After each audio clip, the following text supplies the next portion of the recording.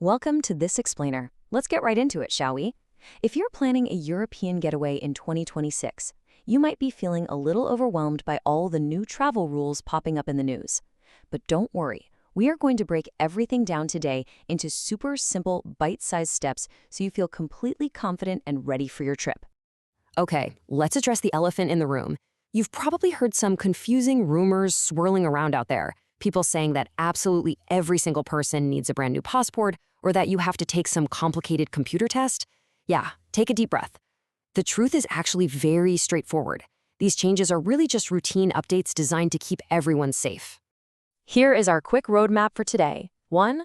Big travel changes for 2026. 2. Your American passport rules. 3. Getting permission to travel. 4. What happens at the border. And 5. Your step-by-step checklist. Section 1. Big travel changes for 2026, understanding the shift to digital systems. So Europe is simply upgrading from old paper stamps to modern, automated digital systems. Honestly, think of it like the switch from writing a paper check at the grocery store to just tapping your credit card. The old way involved a border agent manually stamping a paper book. The 2026 way, it just uses computers to smoothly and quickly check you in. Section 2. Your American passport rules. Checking your most important document. Now, you might have heard this rumor that everyone needs a brand new passport. Let's clear that up right now.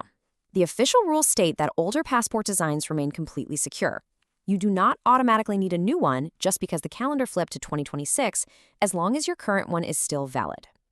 But here's the crucial detail, and it's all about the 15-year rule. If your passport was issued before 2011, you cannot just renew it by mail. You literally have to go apply in person. After this explainer, I want you to go grab your passport. Flip it open to the page with your picture and look for the issue date. If that date says 2010 or earlier, you're going in person. If it was issued after that, you're good to renew by mail like normal. If you do fall into that in-person category, think of it just like gathering ingredients for a recipe. You're going to need a specific form called the DS-11. You'll need physical proof of citizenship, like a birth certificate, and a valid photo ID, like your driver's license. Bring photocopies of both of those things, and finally, grab a fresh, acceptable passport photo. Just a quick heads up on the cost. The fee for processing this new passport is $195, which you'll pay right there in person. Once that's done, they'll email you updates as it makes its way through the system. Section 3. Getting permission to travel. Introducing the ETIS online system. Please don't let these government acronyms intimidate you. ETIS is essentially just a digital permission slip. Think of it like sending a quick text message to a friend to say, "Hey, I'm coming over."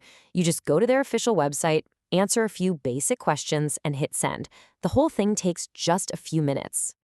And here is a fantastic surprise for many of you.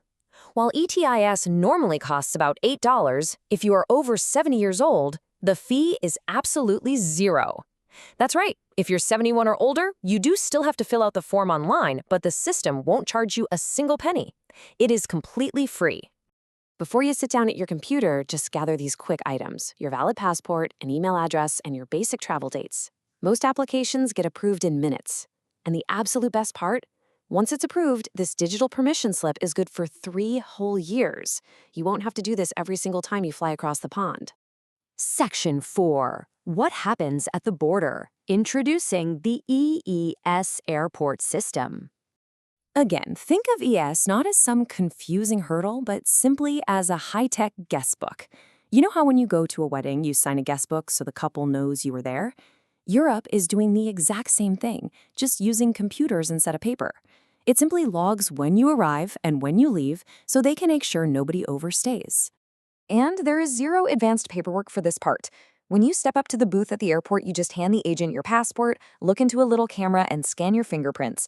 Honestly, it's exactly like unlocking a modern smartphone. You don't have to talk to a machine or answer confusing questions. It takes just seconds. To summarize these two acronyms so they stick, ETIS is the form you fill out at home on your couch. EES is the scan that happens at the airport. ETIS is your permission slip before you pack your bags. EES is the digital guest book you sign when you finally arrive. Keep those two separate in your mind, and you've got this whole thing figured out. Section 5. Your step-by-step checklist. Putting it all together in order. Let's look at your chronological journey here. Months before your trip, open that passport drawer and double-check your issue date. A few weeks before, sit at your computer with a nice cup of coffee and fill out that quick ETAS form. About 3 days before you fly, you can optionally put your info into a mobile app to make the airport line faster. And on arrival day, just hand over your passport and smile for the camera. While any new technology can feel a bit overwhelming at first, these systems are really just modern tools designed to keep international travel safe and smooth for everyone. They replace the slow, manual stamping of the past. Once you go through it that first time, you'll see it's as easy as checking out at the grocery store.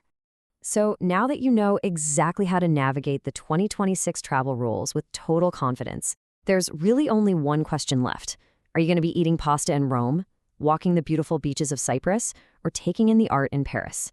The world is ready for you, and now you're completely ready for it. Where will your next European adventure take you?